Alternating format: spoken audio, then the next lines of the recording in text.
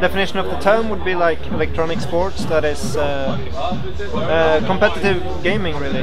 Esports is basically the electronic sports. It's up and coming nowadays. They basically want to make an alternative to the normal sports, say football, say basketball, but for gaming.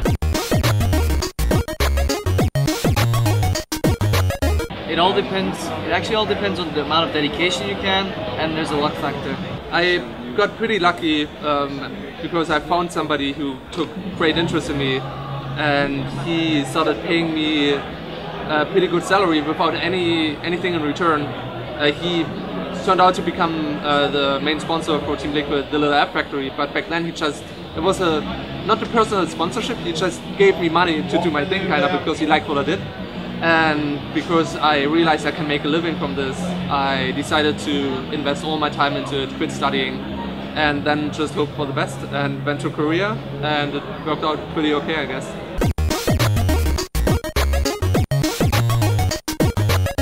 Ja, dingen die ik heb op moeten geven zijn meestal kleine dingen, weet je, zoals een avondje niet naar de bioscoop kunnen, een weekend niet met vrienden uit kunnen gaan. Dingen af moeten zeggen omdat ik naar een LAN ga of wat dan ook, en daar heb ik het echt wel voor over. Zoals hier zitten bij DreamHack ook, het zijn super vette dingen. I don't think I have made much sacrifice other than just spending my free time on a lot of gaming. But I mean, it's not so much as a sacrifice as a priority, because I have fun while gaming. I made a lot of friends through this. I meet people all the time, and I think that's one big thing why I'm into fighting games and not other esport games. That it's very social, because we want to play offline, so we get together and meet a lot, and that's one of the best things about playing Street Fighter, really. I think I've always been passionate about it because it's been such a long dream for me that I wasn't scared to take the opportunity, because I think many people would decide against dropping out of university because it's a pretty big decision, but I figured losing a year or two in university doesn't really affect my life in a bad way. The worst thing that could happen is get a really interesting experience out of it and then return to studying as a more experienced person. So I just decided, fuck it, let's do it. Basically, being a professional gamer at this level where we're at the moment, you sacrifice most of your personal life. We've been living 2 months in Korea with the team, 3 months in Burbank near Los Angeles with the team, meanwhile traveling to all kinds of countries, China, Taiwan, you name it, we've been there pretty much. Which is, the positive side is you see a lot of countries, you see a lot of new cultures, you get a big experience you will never ever be able to achieve or afford, probably for people from my age. But the downside is, yeah, you're not home, you're missing your friends, you have a very hard time studying still, which is nearly impossible. But I think the sacrifice is worth it. It's very hard to build relationships because I've been moving around so much and you're traveling a lot and you don't see your family a lot, and you know, you kind of sacrifice having a home because you're traveling so much, you're moving from place to place.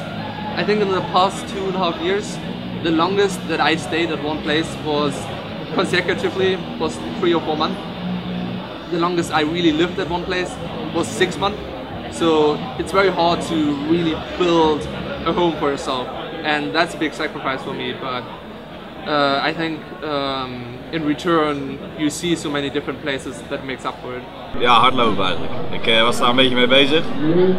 Eerst 3 keer in de week en toen wou ik het iets van 1 keer doen of zo, maar toen heb ik het echt laten liggen. Maar qua studie en zo, dat doe ik allemaal nog. Dat kan ik wel gewoon combineren. I was very lazy in school, so I dropped out of school to go to Korea after we won DreamHack, and I tried to convince them that it was a good idea, but it fell down to it being my own choice, but they're supporting me. Well, half years ago when he on the DreamHack here in Sweden, that was the start, and he couldn't go to his exam from the school because he had to be here.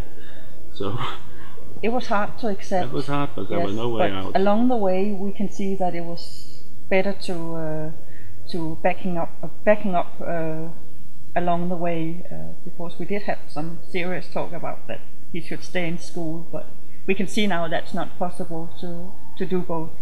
So we'll just have to backing him up this way, and then we will have to take school at another time. It's really nice. Like when I first stepped into the pro scene, that was like the first time ever I was in a good team that actually had a chance of winning something. So basically the first tournament we played, Kings of Europe, we actually won that. He's performing at that level they are doing now, so that they have a good experience out there in the world. They have been playing for 3 months for Korea and now 3 months for USA, and they learn a lot, speak English and learn how to socialize with the other guys. So that's very good for the rest of his life. So I think he got more than he could have got in the school in this moment. We didn't know it was so huge, this e-sport thing, but we have learned a lot of that during the last 6 months, that it's very huge, especially out in Asia. And that's more like it's easier for us to accept it now than it was 6 months ago. And as it is now, you asked us about the 3rd place at the World Finals. What we talked a lot about was that it was very surreal for us to see how big this e-sport thing is.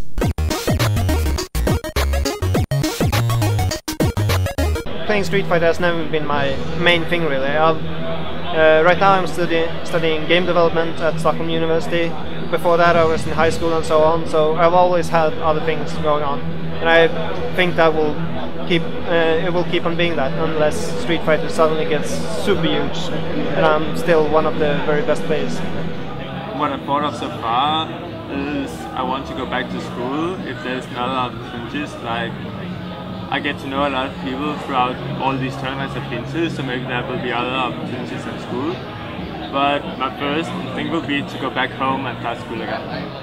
I think I could do a lot of different things outside of gaming too, but let's say StarCraft 2 is off the table. I think I would just try to become a pro gamer on a different game. That would be the first step. Stay involved with eSport because I have a lot of connection, I put a lot of work into it, I have a good network, and basing that would be pretty silly. So staying in eSport would be very, very good, but I would never see myself getting an office job. I would definitely try to stay independent, maybe start my own business, do something interesting with my life, and not... I would probably not go back to university because I can't see myself trapped in those walls again. University is awesome and I love studying, but I really enjoy the freedom of kind of being my own boss. Despite being in a team, I have much more freedom than most people enjoy in their jobs, and I would really, really wish to keep that in my life.